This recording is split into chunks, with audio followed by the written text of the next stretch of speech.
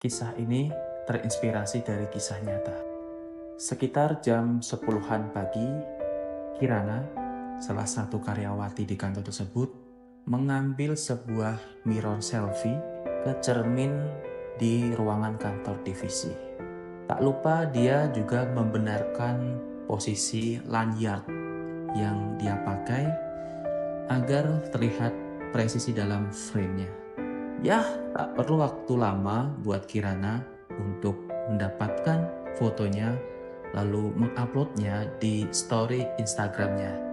Di sana ditambahkan pula caption, mau nugas jadi MC dulu. Kelakuan Kirana ini membuat Dani hanya menggeleng-geleng kepala melihat tingkah laku dari karyawan juniornya itu. Perasaan dulu atau mungkin bahkan sampai sekarang, dia nggak segitunya ketika baru beberapa bulan bekerja menjadi karyawan di salah satu badan usaha milik daerah di kota tersebut. Dani kemudian mengecek WhatsApp, mengalihkan kekesalannya. Dan ternyata setelah tiga uang, WhatsApp-nya juga nggak ada yang menarik. Membosankan, hanya ada satu balasan pesan di WhatsApp grup komunitas dakwahnya. Tapi itu biasa saja bagi Dani. Pesannya yang berbunyi, "Afwan masih sibuk, belum bisa ngeluangin waktu." Sebuah pesan yang menyiratkan bahwa masih jauh dari kata progres untuk kegiatan dakwah yang dia lakukan oleh si Dani ini. Ayo kumpul, kata salah satu karyawan senior. Ajakan itu kemudian memecahkan fokus Dani dari menatap WhatsApp untuk kemudian bergegas menghadiri acara pada pagi menuju siang hari itu. Hari itu adalah hari di mana kantor tersebut melepas salah satu karyawannya, Mas Ilham namanya, yang sudah habis masa kontraknya di badan usaha tersebut dan dia memutuskan tidak ingin memperpanjang. Dia adalah salah satu dari beberapa karyawan yang dianggap oleh Dani dalam tanda kutip normal. Bekerja dengan tuntas dan dengan integritas di saat karyawan-karyawan yang lain bekerja di tempat itu hanya untuk pansos, hanya untuk panjat sosial, menaikkan status sosial mereka karena bekerja di badan usaha milik daerah yang cukup terkenal di kota tersebut. Acara berlangsung cukup hikmat. Kirana, anak Gen Z yang mengambil mirror selfie tadi, yang meski suka bikin kesal, ternyata cukup terampil dan tangkas dalam membawakan sebuah acara. Sambutan manajer, kemudian disambut dengan sambutan dari direktur, yang dalam hal ini tentunya diwakili oleh bawahannya, kemudian dilanjutkan oleh pemutaran video, lalu dilanjutkan oleh kesan dan pesan dari Mas Ilham, selaku staf karyawan yang memutuskan resign. Kemudian dilanjutkan dengan acara salam-salaman, ramah tamah, dan ditutup dengan makan siang.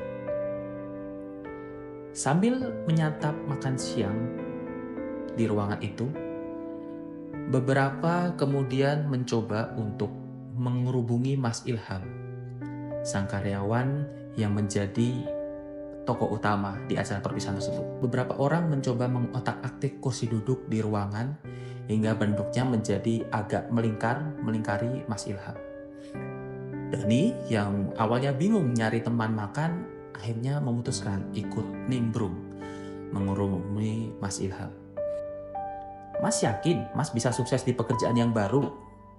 tanya salah seorang karyawan. "Insya Allah," jawab Ilham dengan tenang dan meyakinkan. "Kenapa sih Mas?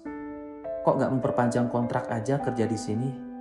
jawab seorang teman yang lain.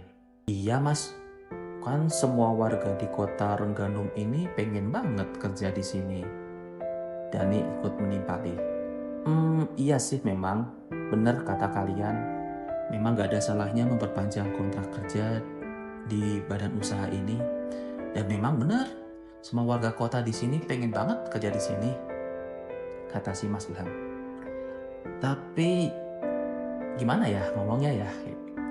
Aku melihat tempat kerja itu kayak sebuah kendaraan. Dan kendaraan itu punya yang namanya tujuan. Selama kendaraan itu masih satu tujuan, ya aku akan ikut-ikut saja. Selama pekerjaan kita masih satu arah dengan tujuan kita hidup, it's fine. Oke-oke saja bagi aku. Nah. Berarti maksud Mas Ilham, tempat kerja kita udah gak sesuai lagi. Ayo Mas. Waduh, takut nih. Pertanyaannya menjebak. Ngomongnya gimana ya? Udah gak usah takut Mas, kan udah resign juga dari tempat kerja ini. Ilham tertawa. Ya, menurut aku sih ya, setiap orang itu nggak bisa disamain satu dengan yang lainnya. Ini menurut aku pribadi sih. Mas Ilham kemudian menarik napas sebelum melanjutkan. Intinya sih aku nggak nyalahin tempat kerja kita ini. Nggak nyalahin juga kalian-kalian kerja yang di sini. Semuanya bagus kok. Tapi ini menurut opini aku pribadi ya. Ini menurut aku pribadi. Jangan sampai ya kita kerja ini tapi nggak tahu nih tujuan kita mau kemana. Kita kerja di tempat ini karena nama besar badan usaha yang ada di sini. Jangan sampai kayak gitu. Jangan sampai wah ini pekerjaan punya nama gede nih. Biar nanti orang akan ngomong ke kita, wih keren ya, kamu kerjanya sekarang di sini. Bukan. Kita harus benar-benar tahu tujuan hidup kita itu apa. Dan tempat kerja kita ini adalah kendaraan untuk mencapai tujuan hidup tersebut.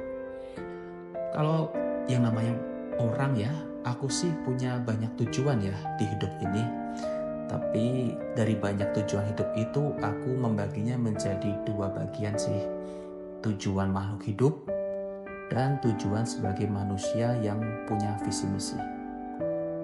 Hah? Tujuan apa itu Mas? Kata para karyawan yang lagi mengerubungi Mas Dani. Begini nih, Mas Dani kemudian meletakkan piringnya dan melanjutkan. Tujuan kita sebagai makhluk hidup itu adalah bertahan hidup. Nah, disinilah yang namanya hidup itu harus realistis. Aku nggak mau nih misalkan pindah ke tempat kerja, pindah ke pekerjaan yang baru, kalau sifatnya masih gambling, cuman diiming-imingi bakal dapat ini itu, tapi masih ada kemungkinan resiko gedenya. Aku nggak mau. Dia harus mastiin aku bisa bertahan hidup dulu. Bertahan hidup dengan keluarga aku. Tujuan kita bertahan hidup ini sebenarnya juga ada kok di tempat kerja kita yang sekarang. Enak malahan. Tapi aku punya satu tujuan lain, yaitu tujuan yang namanya manusia punya visi misi. Nah, tujuan visi misi itu yang gak ada di sini, tapi ia ada di pekerjaan baru aku nanti. Jadi bisa dikatakan tempat kerja kita ini punya tujuan untuk bertahan hidup, tapi bagi aku pribadi ya, ini gak ada nih tujuan buat visi misi. Mungkin bagi kalian punya tujuan visi misi, kalian ada di perusahaan ini.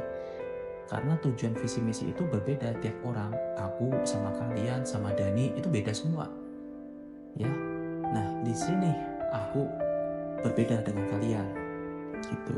Nah, di tempat kerja baru aku ini ada nih tujuan visi misi aku dan juga ada tujuan bertahan hidup aku. Jadi kalau cuma tujuan aku visi misi tapi nggak ada tujuan buat aku sebagai makhluk hidup untuk bertahan hidup, aku juga nggak mau. Karena itulah aku nyebutnya tadi kendaraan. Udah beda tujuan, ya aku mesti ganti kendaraan, ganti bidang pekerjaan supaya aku bisa sampai ke tujuan yang aku inginkan. Nah ini kembali lagi nih ke kalian. Kalau misalkan kalian punya tujuan visi misi di sini, tujuan bertahan hidupnya juga ada, ya ngapain harus ganti kerjaan gitu. Tapi kalau kalian ganti pekerjaan, selain mastiin ada tujuan visi misi, juga ada tuh tujuan buat bertahan hidup gitu ya. Kalau dipikir-pikir, kita semua ini capek kok bekerja. Kerja kita itu di sini capek semua. Kerja di tempat baru aku nanti juga capek, semuanya capek. Cuman aku pengen kerja yang capeknya kerja itu membuat aku merasa bahagia.